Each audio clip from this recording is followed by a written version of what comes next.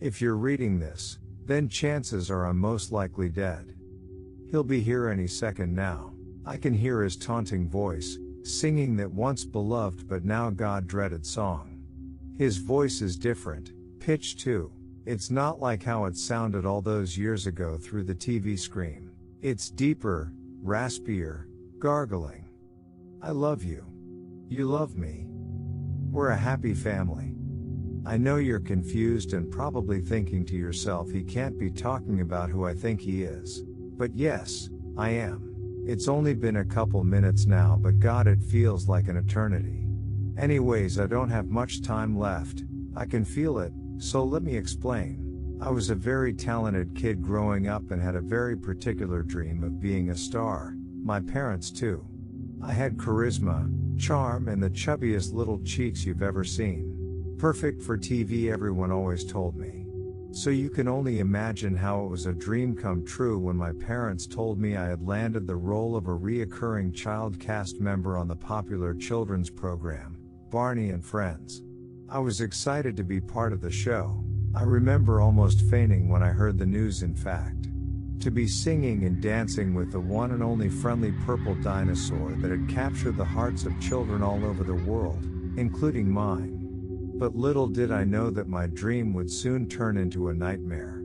The first day was amazing and I was the happiest I've ever been in my entire 8-year-old life, but that quickly came to an end once the camera stopped rolling.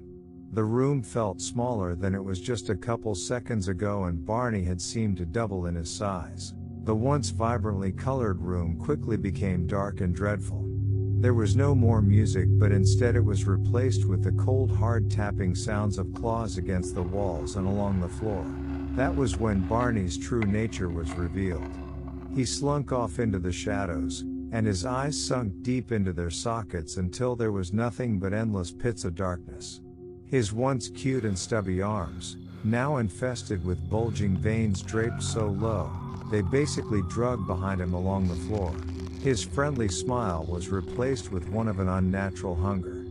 His soft plushy fur, contorted into thick ragged scales, and his once mittened hands were now long distorted fingers with claws as sharp as razors. The room was silent except for the deep and feral huffing coming from the abomination staring at us in the corner. At first, I thought Barney was just playing, or maybe this was all just some weird dream caused by eating one too many Teddy Grahams before bed. But that thought was quickly snatched from my mind when all of a sudden he pounced on a little girl with pigtails tied with pink ribbons. Her name was Allie. She told me her mom let her pick them out that morning before filming. Then I heard the screams, the blood-curdling screams, ones I can still hear to this day. One by one Barney dragged the children into the basement of the studio, until it was only me left. I could hear their non-stopped cries of terror, climbing from the basement onto the main floor, and echoing through the now soulless halls. I wanted to run. I wanted to scream, but I was frozen in place as if my mouth was sewn shut and my feet melted to the floor beneath me. That's when I saw his silhouette creeping back up the stairs. First starting on all fours, then slowly raising up on his hinds. The heavy sounds of his feet and creak of the stairs with every step snapped me back to reality of the situation. I tried to run, but he was too quick. He caught me and started to drag me down into the basement with the other children. I kicked, clawed and screamed, but to no avail. He was too strong and there was absolutely nothing I could do. The basement was dark and damp, with a musty smell that made me gag. I could hear the other children crying, begging for their lives. And then I heard the wet tearing and chewing of flesh followed by the crunching of human bone. Barney was eating them alive. The sound was then replaced with a now deep and half-gargling voice singing a song that was once so sweet and dear to my heart. I love you. You feed me. We're one happy family. I huddled in the corner, shaking uncontrollably, trying to make myself as small and unnoticeable as I possibly could. But it was no use. Barney had already spotted me. He lumbered over, his jaws dripping with blood and flesh dangling from his teeth. I could see the hunger in his eyes, and in them was nothing but a pure primal urge to devour. I knew I had to fight. I kicked and screamed and clawed at his eyes, but again he was just too strong. He pinned me down with his massive weight, his jaws closing in on my neck and the heat of his breath engulfing my being. I knew it was the end for me. I knew I was going to die, just like the other children. In that moment I reflected on my family.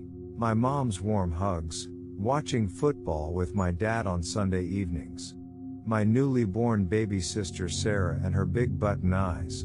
I'd never see them again, and if they ever saw me again it would be in a heaping bloody pile of meat and bone. I closed my eyes and waited for my fate, but then something strange happened. Barney stopped. He looked at me with a strange expression, as if he were confused, and then just like that, he released me. He lumbered off. Not yet, He said before slowly disappearing out of sight and into the darkness, leaving me alone in the basement with the remains of the other children. But I didn't care then. I paid the statement no mind. All I knew was I had to get out of there, to escape before he came back. I crawled through the bloody darkness, using my hands to feel my way along the walls, the sound of wet flesh squishing under my feet with every step. I stumbled up the stairs and burst out into the daylight. I ran as fast as I could, not looking back until I had put miles between myself and that terrible basement. I was later picked up by a policeman on patrol who then took me home. The studio was burned to ashes that day with no survivors, a cover-up for my escape no doubt. But I know the truth. I know what really happened. To this day, I still have nightmares about that experience. I never told anyone what happened, too afraid that they would think I was crazy. But I'm not. Barney the dinosaur is not the friendly character he appears to be. He is a monster, a predator, lurking in the shadows, waiting to pounce on his next victim. Speaking of, I think I see him now. I guess I always knew he'd come back for me someday. He basically told me so himself. You think I'd be prepared for this? I thought I was, but the cold reality is nothing could prepare someone for this.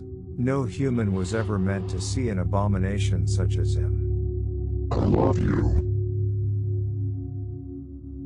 You feed me.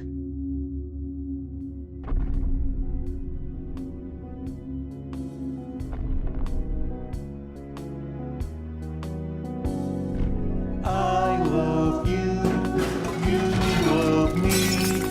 We're best friends like friends should be. We're the greatest big hug and a kiss from me today.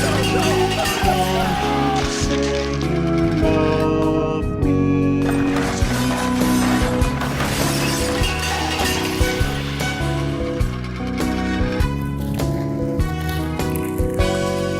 I love you, you love me. We're best friends like friends should